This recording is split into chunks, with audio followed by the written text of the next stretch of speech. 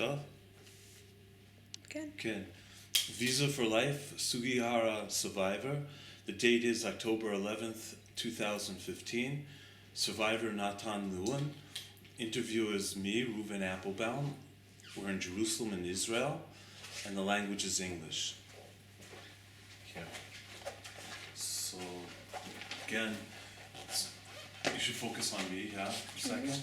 Visa for Life, Sugihara Survivor, October 11th, 2015, Natan Lewin. The interview is Reuven Applebaum, me, Jerusalem, Israel, and it's going to be in English. Hello, Natan. How are you? Nice seeing you, Reuven. You too. So, I'm introducing you, and you could take it from here. Please introduce yourself as Natan Lewin. Okay, I'm really Natan Levin, here Ba'aretz. In America, I'm known as Nathan Lewin, Nat Lewin sometimes. I was born in Lodz in Poland in January of 1936. And my mother, Allahu Shalom, had been a Dutch citizen before she married my father. My father was the son of a very important Polish rabbi by the name of Aaron Levin, or Lewin as he was called in Poland. He was twice elected to the Polish parliament, to the Sejm. He was the chief rabbi of the town of Rzeszów in Galicia, in southern Poland, a position that had been occupied previously by his father, whose name was Natan Levin. And he was also the rabbi of Rzeszów until he passed away in 1925. And his son, Aaron Levin, who had been the rabbi of Sambor, was asked to take his father's place as the rabbi of Rzeszów, which Galiciano called Reisha. So he was known as the Reisha Rav. Very famous, very important. A man who was not only a great Talmud Chacham, but also knew Polish, spoke beautiful Polish, I'm told, in the Polish parliament, in the Polish Sejm, to which, as I said, he was twice elected. His son, my father, Issak Levin, received not only smicha, but also a doctorate in law from the University of Lvov. He studied, knew Polish perfectly, wrote articles about Jewish life in Polish, in Yiddish, in Hebrew, was a very accomplished, distinguished scholar, and probably, had it not been for the war, would have followed in his father's footsteps and been a Rav in Poland, and probably also a very important political figure in terms of Jewish life in Poland. He married my mother through a shidduch. My mother was the daughter of a very successful businessman in Amsterdam, whose name was Naftali Sternheim.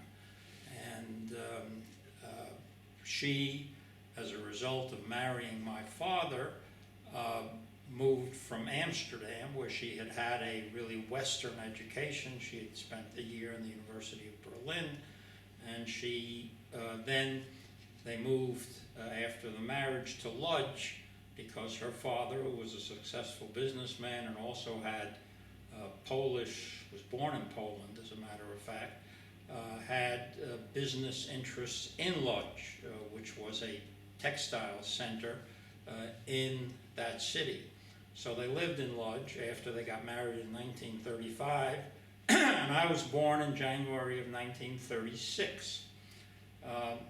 My mother was not enamored of Poland, quite frankly, because it was not a Western civilized city. It was really had all the rudimentary surroundings of a large, successful Polish city, but not Western European, which was what she was accustomed to. Of course, in the 1930s, the dangers of Adolf Hitler and the Nazis and their attitude towards Jews was publicized. My mother, who was a very sophisticated and very bright woman, was concerned about the suggestion that Hitler would be marching into Poland, which was not unexpected, really. And my father, when they moved and they settled in Lodz, my father was a well-known figure in the Jewish community, and he was elected to the city council of Lodz by the Jews of Lodz, where he fought the anti-Semites. He ultimately wrote articles which appeared in Hebrew publications recounting and reciting in detail the exchanges he had had with anti-Semitic members of the Lodz City Council. But my mother was very insistent that if Hitler came into Poland, we would have to leave. And my father agreed, even though he was on the city council. And what happened was, in September 1st, 1939, as everybody knows, Hitler and his armies marched into Western Poland, and we immediately, my father, mother, and I was then 3 years old, and do not recall any of it, but I was told about it as I grew up. We immediately left for the east. My father's plan was to take us across the border into Lithuania, which was then still independent, and then return to Lodz, where he was on the city council. What saved his life, and a very strange result, was that the Nazis marched so quickly across Poland that the train service was totally halted, and my father could never get back to Lodz after we crossed the border into Lithuania.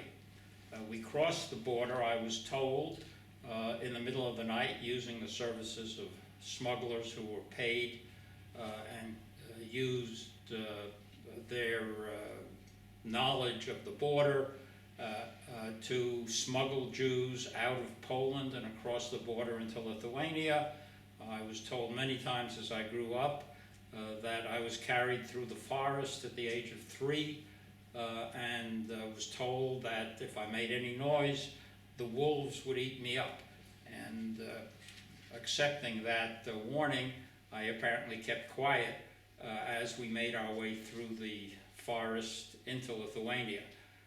There were many Jews who fled Poland and settled at that point in Vilna, made their way to Vilna, which was, again, still independent of the Soviet Union at that point, and a Jewish refugee community settled in Vilna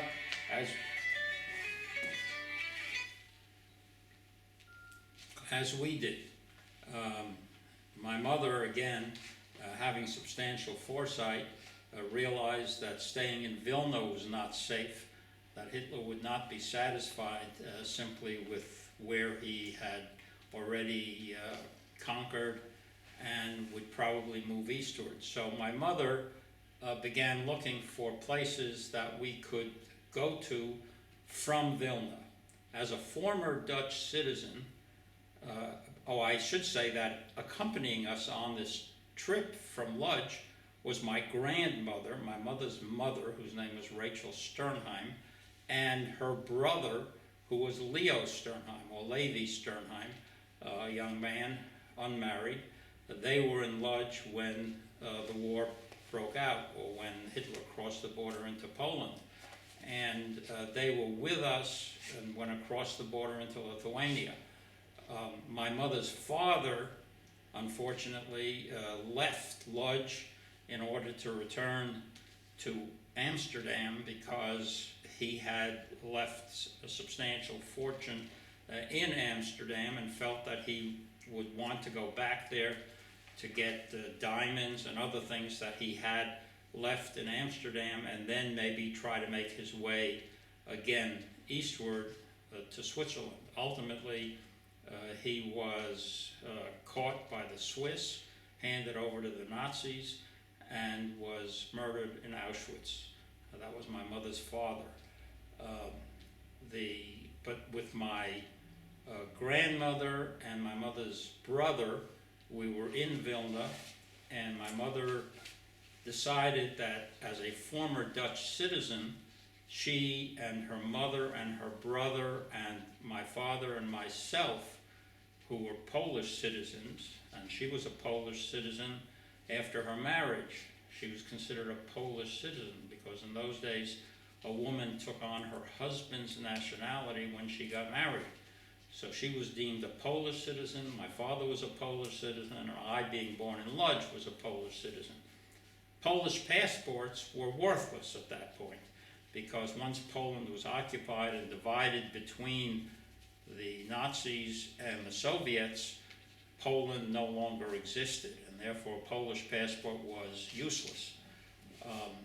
Instead, we had a Latvian laissez-passer, or a Latvian travel document, and that's what was used. We used in order to travel after that time. I still have that original Latvian document called a Leidimas, Leidimas, in my possession.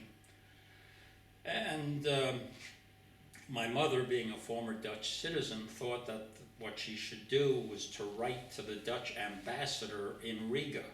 The Dutch ambassador's name was... Jan Zwartendijk. No, that's the consul. No. The Dutch ambassador's name was... no, it slips my mind. Anyway, I'll remember it shortly, I guess. But she wrote to the Dutch ambassador and asked him in a letter to him whether she and we could travel to the Dutch East Indies, to Java or Sumatra. And he replied in a letter that a copy of that letter appears in a book of my father's, that since she was no longer a Dutch citizen, she had no right to go to Java or Sumatra. She would need a visa, and the Dutch government was issuing, as of that time, because of the war, was issuing no visas to any foreigners to go to Java or Sumatra, and therefore she could not go to the Dutch East Indies. But he added in his letter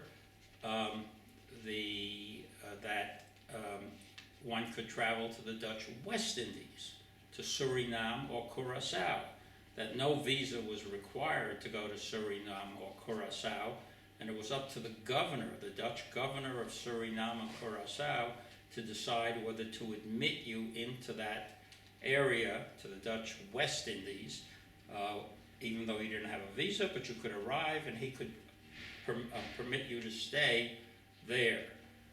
He said that in his letter to my mother. My mother took that letter to the Dutch consul in Kovno, a man by the name of Jan Zwartendijk.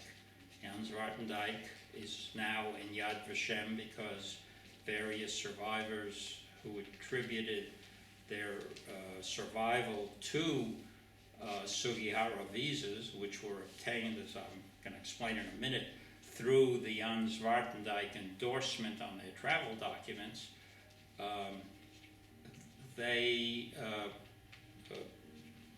really organized to get Jan Zwartendijk recognized as a righteous Gentile in Yad Vashem. So he's now in Yad Vashem. He was a Dutch consul in Kovno. That was not a paid position. It was not a foreign service position. Jan Zwartendijk was a businessman in Kovno who the Dutch had made sort of an honorary consul there. My mother went with this letter from the Dutch ambassador to Jan Zwartendijk and asked him to write onto our travel document, onto the Leidimas, that no visa was necessary for Suriname or Curaçao. Zwartendijk did that, and the document I have has in his writing with a pen in French that no visa is needed for Suriname or Curaçao. Whether it was Zwartendijk's idea or my uncle's idea, I do not know to this day, but my mother went with that travel document to the Japanese consul in Kovno, who was Chiune Sugihara. She asked Sugihara, as did my uncle, and on behalf of my uncle also, and my grandmother, whether we could receive a transit visa through Japan in order to go to Suriname and Curacao. We really didn't have any intention of going to Suriname or Curacao, but my mother's idea was, let's get to Japan, and that would be better than staying in Vilna. And in fact, Sugihara issued the transit visa. Now that was issued on the 26th of July, which was in advance really of the date that large numbers of Jews came from Vilna to Kovno to get Sugihara visas. Sugihara's widow, who wrote her autobiography, it starts the autobiography with the fact that on August 1, 1940, a large number of Jews showed up in front of the consulate in Kovno to request visas. Now that was already several days after the visa was issued. The Sugihara visa was issued to my grandmother, my uncle, both listed as citizens of the Netherlands, Rachel Sternheim and Levi Sternheim, and to my father, listed as a Polish citizen, and included on his visa, of course, was my mother and myself. And the document that I have has the photograph of my father at that time and my mother and myself at the age of 4. And we received that travel visa, transit visa, to go to the Suriname and Curacao, in theory, through Japan. And when my mother returned to Vilna with that document and told it to friends and others, then the Jews in Vilna, who saw that as a means of leaving an area that by then the Soviet Union had taken over and that was dangerous to Jews, really took up and went to Kovno as well. And that was the beginning of the issuance of the Sugihara visas in the month of August of 1940. Mr. Zwartendijk, rather than writing out each one of these travel documents, had a rubber stamp made, so most of the Sugihara visa recipients have a rubber stamp signed by Jan Zwartendijk that repeats this legend that was in the letter from the Dutch ambassador. We used that travel document. It was amazing that the Soviet Union recognized the Japanese travel document. We traveled to Moscow, from Moscow to Vladivostok on the Trans-Siberian Railroad, which was then a 2-week trip. And again, at the age of 4, I do not recall that trip, but I made it from Moscow to Vladivostok. My parents and my grandmother and my uncle all traveled to Vladivostok. From Vladivostok to Kobe, Japan, by boat. Arrived in Kobe, and Kobe had a Jewish community that was very welcoming and that really provided for the refugees that came from Europe.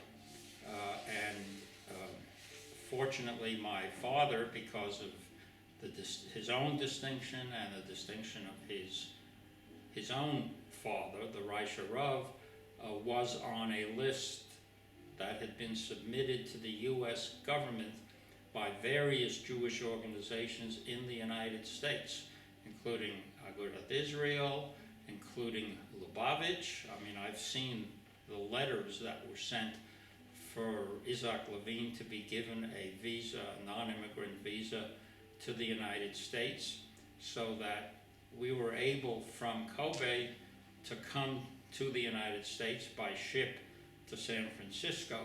My father and I first arrived in San Francisco in May of 1940, and my mother came shortly thereafter because she stayed in Kobe trying to get permission for her mother and her brother to come to the United States, which they were unable to get.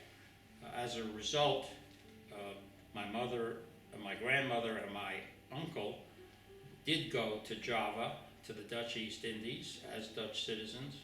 They were there when the Japanese invaded and took it over. My grandmother stayed in a civilian camp that the Japanese had set up during the rest of the war, and after the war she came to the United States. She was the only one of my grandparents who I recall, because she came to the United States and lived with us in America and New York. My uncle, my mother's brother, was in the Dutch military. When he came to Java, he joined the Dutch military, was killed in the war, and is buried on an island off of Java. My father's parents, my father did not know during the entire war what had happened to his parents, whether the Reicherov survived or not. He made various efforts, and other people made efforts to send him documents which maybe would enable him to get past the Nazis in some way or another, Chilean passports, other things. My father did not know till the war was over that in the end of June of 1941, my grandfather had fled from Russia, from Rzeszów to Lvov to Lemberg, and at the end of June of 1941, the reason Lemberg was a safer place was because it was under Soviet occupation rather than Nazi occupation. At the end of June of 1941, the Nazis repudiated the Nazi-Soviet pact, marched into eastern Poland, and when they were doing that, at the end of June of 1941, the Ukrainians undertook a massive pogrom in Lvov, in Lemberg, and in one day took and killed and murdered both my grandfather, who was there after he had fled from Russia, and his brother, Rabbi Issak Levin, who was also a rabbi in Lvov, a leading rabbi in Lvov of the Neolog synagogue, and very well known in Lvov, or Lemberg as it's known in its Jewish name. And my father did not know that until after the war was over. I never knew the last time I really saw my paternal grandparents was when I was 3 years old, Pesach of 1939, and never saw them afterwards because they were victims of the Holocaust, of the Shoah. I guess that tells the story. Oh, Shem, I just had two questions. On this list, it doesn't get into August until much later. I don't understand how, they presented this list. You see, it's like you're in the beginning here as in July 26th. Correct. And then it isn't until they stuffed into this sheet over here on 190 that There were many more that's than August 190, already, right. 24th. So Right. there's No, there are pages in between. I think you may not have the whole in list. this order. 1, 2, 3, 4. Yeah. I see. Then it has 199 at the end of August. Yeah. Well, he was writing out visas Here, through all see, of they August. start here, Oh, I see. but above that is all July. July. Or the dates were all. Well, she wrote that it was August 1 of 1940 that the whole group showed up in front of the consulate. So Okay, there's some discrepancy on the date. these dates, the 29th of July, But ours was issued on the 26th of July. Right. And then you have, you begin having various other, mostly Polish ones, really. Right. You're the only Polish, distinctive Lithuanian. ones for Netherlands, as a matter of fact, in this whole, Pardon? I went through the whole list, there's like, many pages, at least Yeah. 1,000, I mean, in total there's apparently 2,139 visas that were issued, To but, start. When did the To Jews show start the up? video? excuse me? To finish the video? No, this is all, keep it on record, but the Meister, as far as I understand, in my recollection, I haven't reviewed these papers for about 6 months, but these were from the original conversation we had, I knew right away that it Right, was you from the Netherlands. correct, this was one. Yeah, so I think My understanding was that the ones before that were sort of more legitimate visas, not transit visas to go through Japan to some other country, but they were basically other visas that Sugihara issued between the 15th, I guess, there's one on the 15th, one on the 16th, two on the 19th, number on the 24th, and then a number on the 25th, and then we're on the 26th. So this is a list of all the visas given by the consulate to foreigners, starting, I guess, with July, sometime in July. Now, it does say transit, I'm sorry, it does say transit on all the previous, let's say the 15 previous ones. It does say transit visa. But my understanding from both, what I had understood from my parents was that it was because of this Dutch citizenship that my grandmother had and my uncle had, that they went to the Dutch consul in Kovno. Those the ones that are before that, German, Lithuanian, Polish, there would have been no reason to go to Jan Zwartendijk, who was the Dutch consul in Kovno. The only reason that Zwartendijk became involved was because he was the Dutch consul, and my mother had gotten this letter from I've forgotten his name, who was the ambassador in Riga. Okay, that's recoverable, that's easy. But he had sent her a letter saying that you don't need a visa to go to Suriname or Curaçao, to the Dutch West Indies. Just for the record also, how many, just to show how you had a productive life at Khan, how many people are collectively came through your family? And how Well, did in you terms spend- of my family, I was fortunate, came to the United States You have when children I was and- 5 years old in 1941. Ended up going from San Francisco to St. Louis, from St. Louis to New York, living in New York, being raised in New York, going to Yeshiva College and to Harvard Law School. And I was fortunate enough to do very well at the Harvard Law School, was a law clerk to Justice Harlan, John Harlan, on the Supreme Court of the United States. And then after that, had a career in the Department of Justice and the Department of State in the 1960s, argued cases in the Supreme Court of the United States, 12 cases, I guess, at that point, and then another 16 cases in the Supreme Court of the United States after I went into private practice. They included cases involving the question of wearing a yarmulke in the military, having a menorah in front of City Hall in Pittsburgh, the right to have a school publicly funded for handicapped children in the Sotner village of Kiryas Joel, things of that kind, and have done litigation of different kinds, but also specifically Jewish interest litigation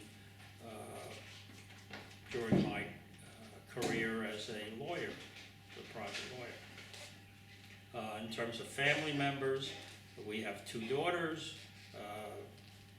6 grandchildren, and, you know, if one adds up the descendants, those who So something like 300,000 people. survived because of Sugihara and his issuance of visas, you probably end up with easily, you know, 25, 30,000 people who are alive today because of Sugihara, if not more, through the I've heard generations. numbers as much as 10 times that. Maybe 10 times that, all right, could be.